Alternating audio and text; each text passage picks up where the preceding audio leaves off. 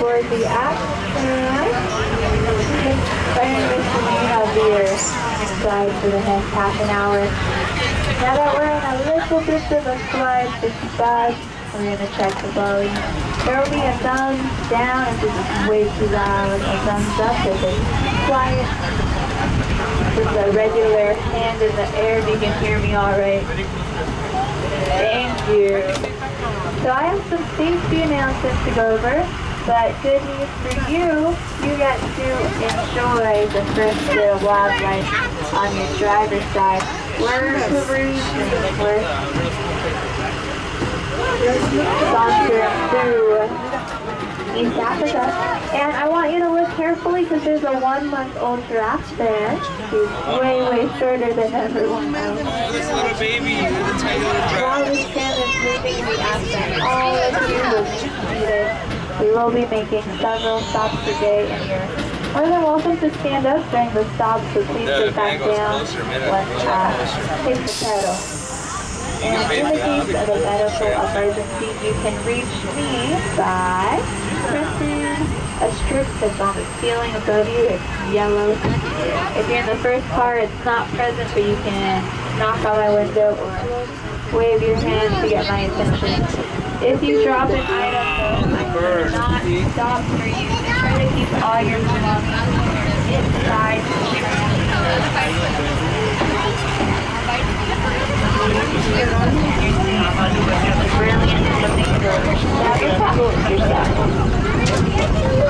We've got lots to see.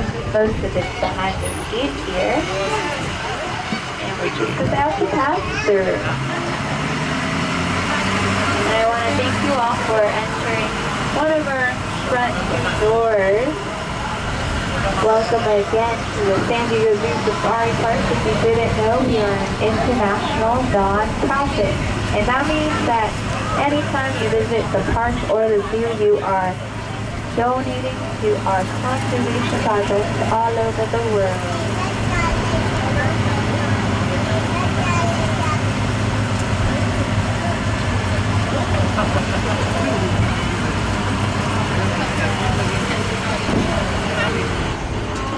And one of our biggest projects is in the safari park. I want you to look out. Look at the Rhino. I'm going to drive slowly.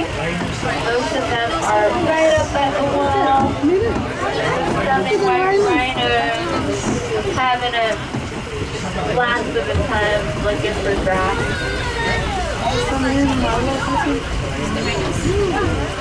Now you might not be able to see the ones at the wall, but I think you might be able to see the ones that are in the center of the habitat. You're welcome to stand up during the stop.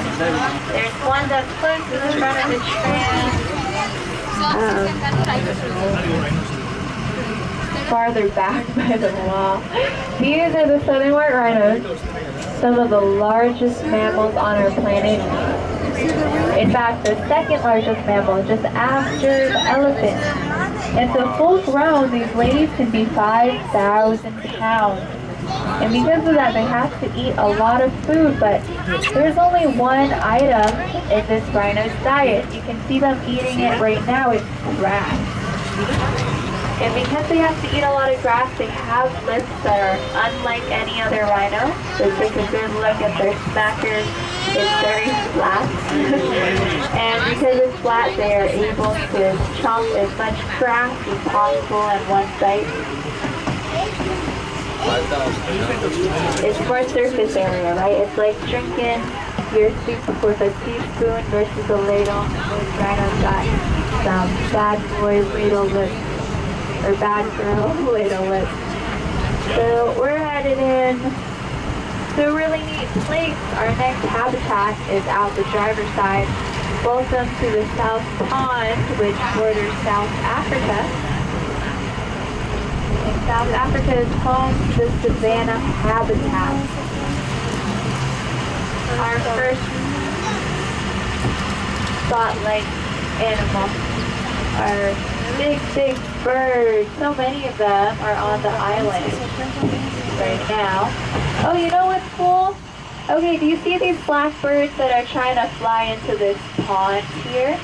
They've flown in from some part of California to hang out with these pelicans because these birds really like to eat with the pelicans. They're like dinner friends. Both those birds, the blackbird and the pelican, eat fish. But they eat fish in different parts of the pond. The pelicans are very large, so they stay right at the surface. And one of them's even swimming right now. And what they do is they swim around, keeping their eyes on the water. If an unfortunate fish swims to the top, all they have to do is stick their bill in and scoop it up. Those blackbirds are called cormorants. And because they're much smaller and they don't have a lot of oil on their feathers, they can dive deep down into this pond and find fish there. And while they're down there, fish get scared, right? This is a predator. So they swim to the top, and what did I say was waiting right at the surface? It was the pelican. And the pelicans will do the same. The fish that notice the pelicans there will swim back down. And so a lot more cormorants will start to fly in once the sun sets further beyond the horizon. I'll probably get a closer shot.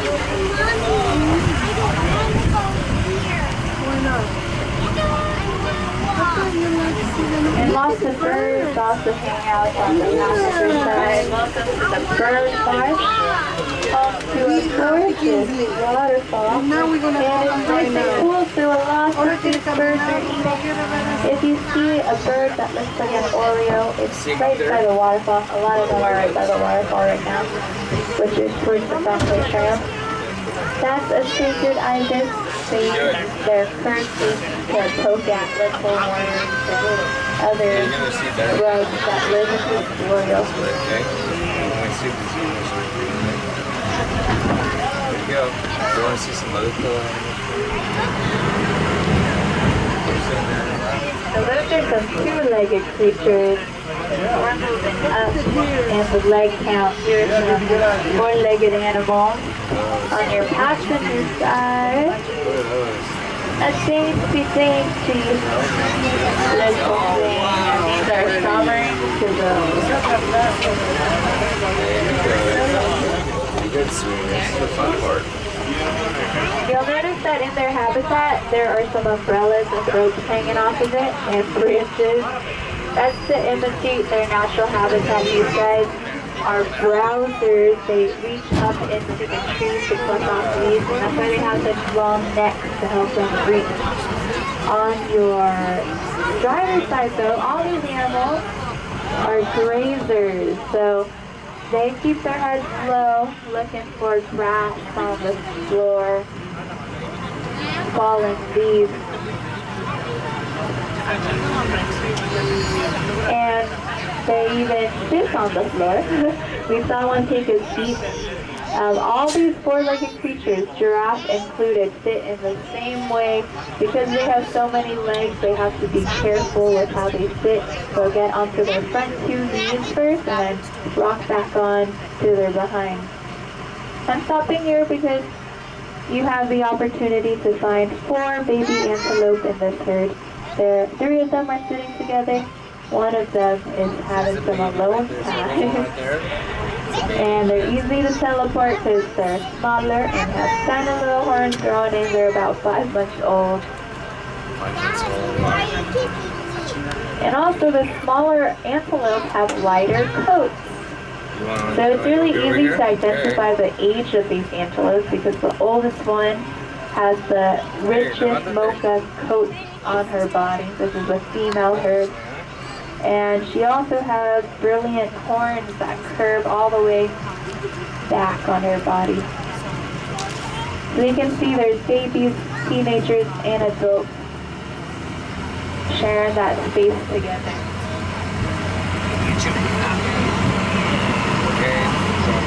And it looks like a lot of the antelope have made it up the hill, but if you look up the hill, you'll see a tram passing. This is actually a loop. We'll be on the other side in a moment, so I hope we'll be able to see them a lot closer than where we are now. You know, because these animals use their habitat every day. They find food on their habitat, they find shade, water. They leave little marks in the landscape, sometimes very big marks. So I want you to look on your driver's side and appreciate the savanna habitat. And see if you can find clues for another animal, because the clues are all in the trees. All the trees, you'll notice, are very clean. In fact, a lot of them, the three huddled together, look like mushrooms. The branches and leaves are really high off the ground. Looks like someone was busy munching that could reach way up 20 feet into the air. Who could have done that?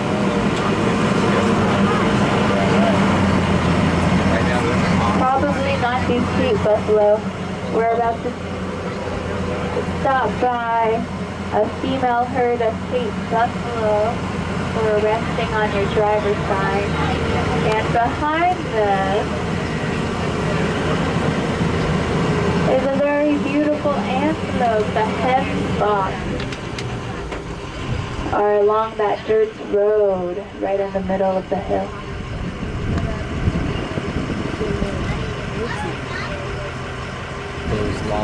So I sort of hinted that these animals grow up really quickly, right? We saw the baby antelope, and they already look pretty big. Their bodies grow big because they have to be able to defend themselves and run quickly in this big habitat if there's anything dangerous nearby. But there is one thing that takes time growing, it's their horns. So that's another good way to figure out the age of all these animals here. If they have tiny little horns, they're just a baby. If they're halfway grown, a juvenile, full grown, we're looking at the adult.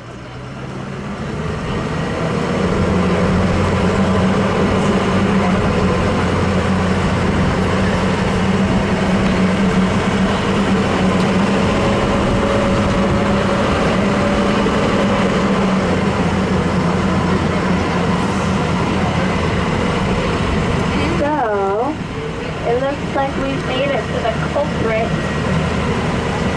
The tall giraffes who have trimmed all the trees in the savanna are at the end of their habitat.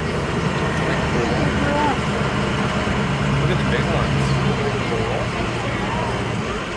Real giraffe. And if you want to take a break from looking out the driver's side, you can stretch your neck to the passenger side. In that grove of trees across from me, as well as up the hill, are several Somali wild ass who share this habitat. A lot of people love this animal because of the stripes on their legs. It looks like zebra stripes, and they actually are related to the zebra. But let's go back to these giraffes here. Peaceful little giraffe, standing and sitting so still. There are more hen spots here who have decided to hang out with the giraffe.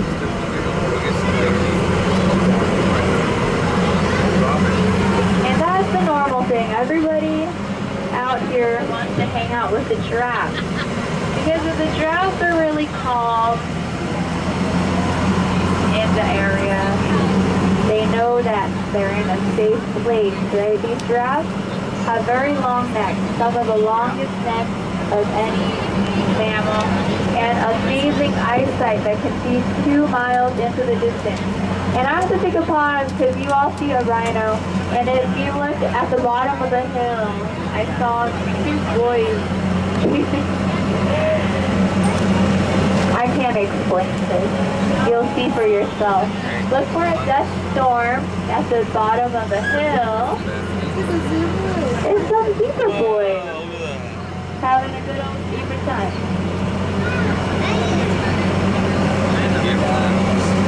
Like I said earlier, the habitat, the landscape, can tell you a lot about what animals live here. They've crossed into Central Africa, a hilly terrain, lush with green. There's a lot of plants, and that means a lot more food for everyone. So these antelope we'll see are generally larger than the ones we just saw.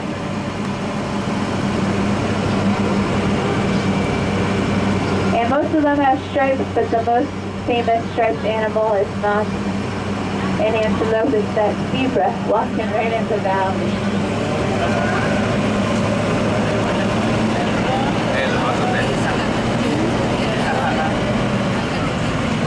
And the smallest antelopes here are now across from us. Also in the valley are some beautiful Ugandan cob with their shiny red coats.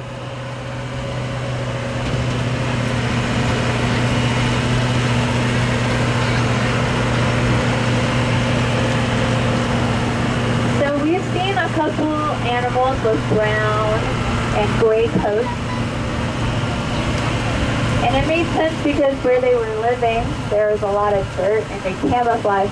So why did that antelope we saw, the Ugandan cob, have such a bright red coat? It's sitting right on the grass, everyone can see it. Probably lions, cheetahs, hyenas, and T-Rex too. Well, from the perspective of a lion, green and red are the same. You can't see the difference between the two colors. So those antelope we saw look just like grass to the lion. From here, we can see Central Africa out the driver's side, and farther down the giraffe in South Africa. And on your passenger side, a lovely forest, the African forest, which is home to a lot of forest-dwelling antelopes.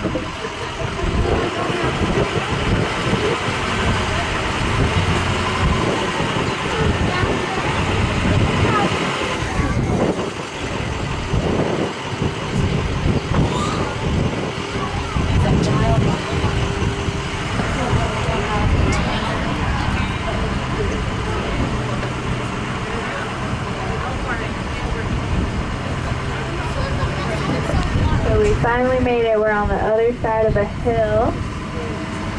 Let's see what we can find from this vantage point. Back in Central Africa here.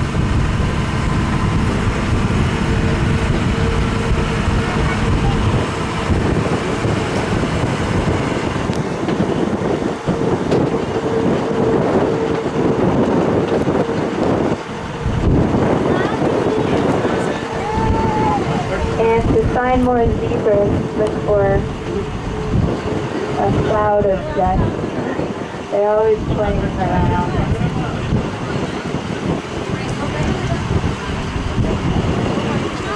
Three of them are on the dirt path where there's a grass seed there.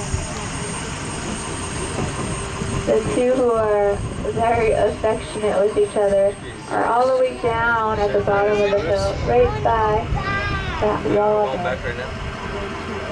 These are the grubby-furred zebras, the largest of the three zebra species, and also the most social. So those five are always nearby each other. They spend the whole day eating, playing, sleeping.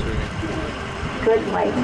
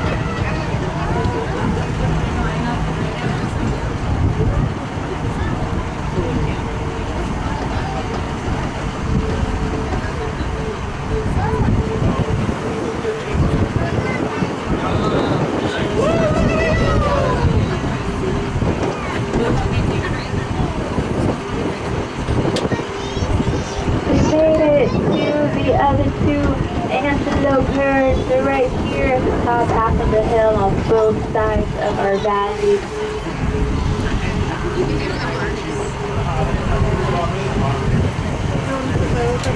So if you look on the right-hand side of the valley, that is a herd of Olympian water bugs.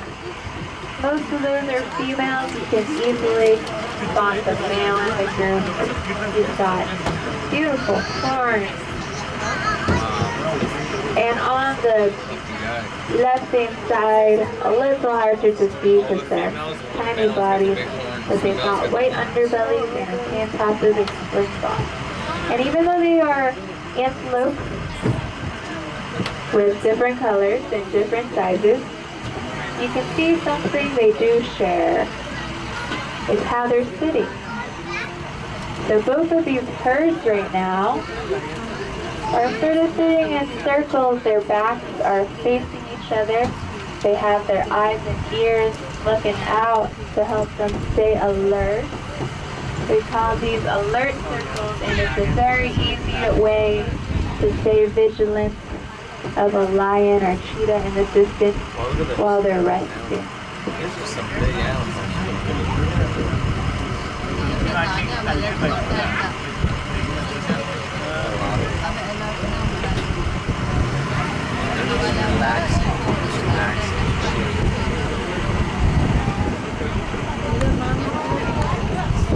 Also, at the top of the hill is one of the largest species of antelope on our planet. These tan creatures are all ladies. They're 2,000 pounds each, 6 feet to the shoulder. They're the Patterson's eland. Oh, that's a big animal. 2,000 pounds at the shoulder. And because they're such a big animal living in the scorching heat of the savanna, they're prone to overheating, right? But they've actually evolved a cooling mechanism, a little built-in AC system, and you can see it on their bodies. So I want you to look at these antelope and see if you can find something that jiggles when they move. And I'll give you a hint, it's right on their neck. All of them share it. It's a wondrous flap of skin, and if you know anything about skin, great. Skin is filled with blood vessels, and anytime they move, air passes through their blood, and that cools it down. Now they got some cool blood to refresh their antelope body. These are the Patterson's eland.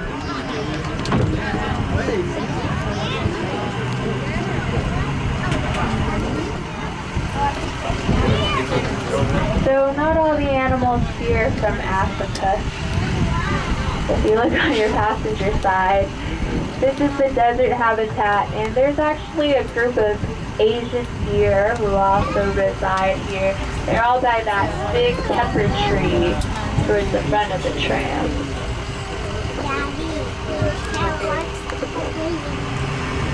Later, sure. You gotta finish the wire. And as a wildlife conservationist, we don't just care about the animals, we love plants. So I'm going to point out a tree to you.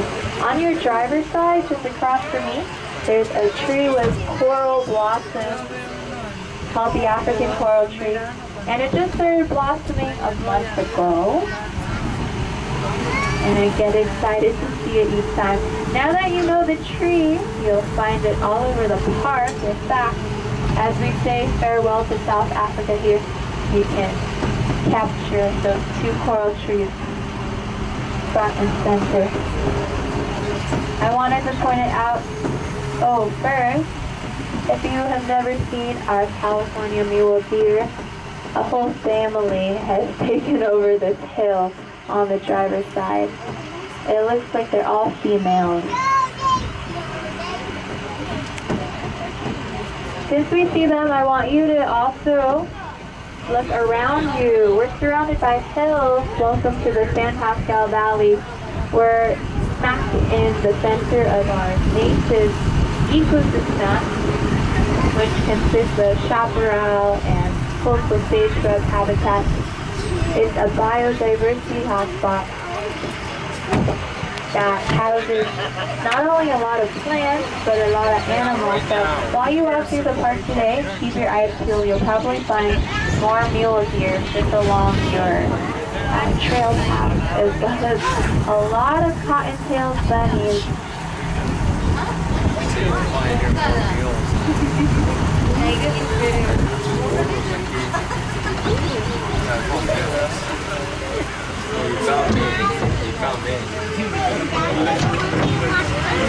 Voila, the final gate is open in East Africa.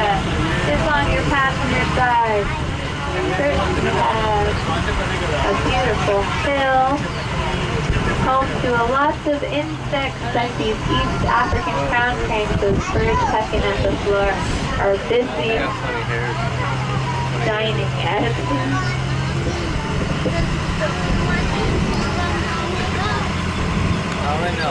But most of the animals here are much larger. Africa is, after all, home to some of the largest mammals on our planet. Yeah, you are, and yes, you will. So here we have male Cape buffalo. We saw the females earlier. The males are a lot larger, and since they're closer to the wall, you can get a better idea of their size here. And even though this animal is at the bottom of the food chain, they are not worried because you see them. These are full-grown males here.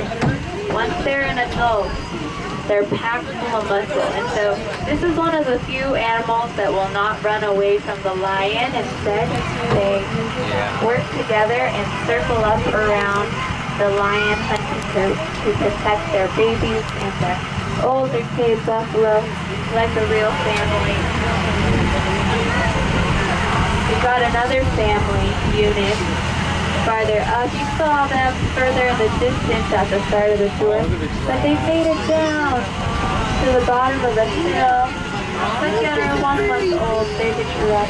Little baby over there, so tiny. She's 1 month old. She's 1 month old. She's just a baby.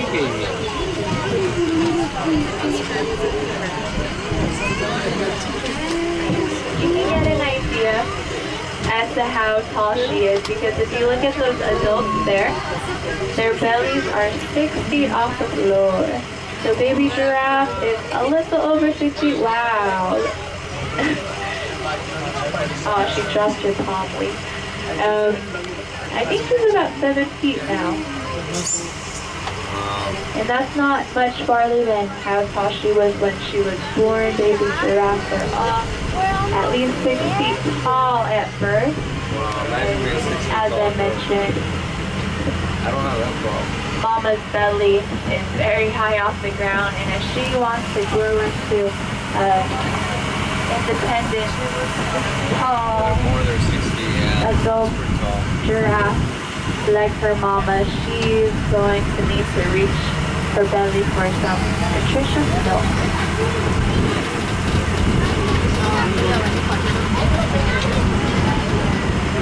We're headed back now. I do want to point out one more tree for you because it's also planted all over the park. So we're about to approach Lion Camp on your passenger side. And inside Lion Camp, you'll find 2 trees with yellow bark on your passenger side. Yeah. And there's thorns all over the branches. It's called the African thorn tree. It's the giraffe's favorite food, and the giraffe is actually the only animal we know that can eat from that tree. It's evolved a very slobbery saliva to help the giraffe swallow down the food. But I'm going to leave you with that. We're back at Tram Station.